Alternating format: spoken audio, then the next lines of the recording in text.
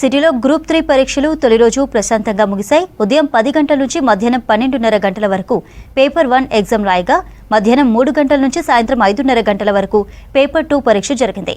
రేపు ఉదయం పేపర్ 3 పరీక్ష జరగనుంది. 5.36 లక్షల మంది అభ్యర్థులు పరీక్ష రాశారు.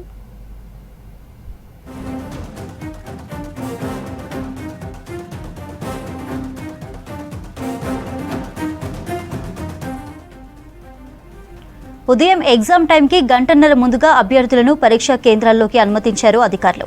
పరీక్ష టైంకు అరగంట ముందే గేట్లు మూసివేశారు. చాలా మంది అభ్యర్థులు ఆలస్యంగా రావడంతో పరీక్షా కేంద్రంలోకి అనుమతించలేదు అధికారులు. దీంతో వాళ్ళు నిరాశతో తిరిగి వెళ్లారు.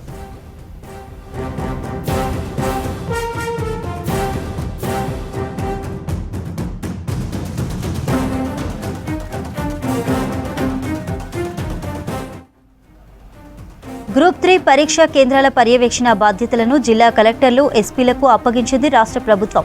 పరీక్షా కేంద్రాలను స్వయంగా తనిఖీ చేయాలని ఆదేశించింది. దీంతో పరీక్షల కోసం కలెక్టర్లు, ఎస్పీలు భారీ బందోబస్తు ఏర్పాటు చేశారు. అన్ని కేంద్రాల్లో సీసీ కెమెరాలు ఏర్పాటు చేశారు. వాటిని టీజీపీఎస్సీ ఆఫీస్కు కనెక్ట్ చేసి నేరుగా పర్యవేక్షించేలా చర్యలు తీసుకున్నారు.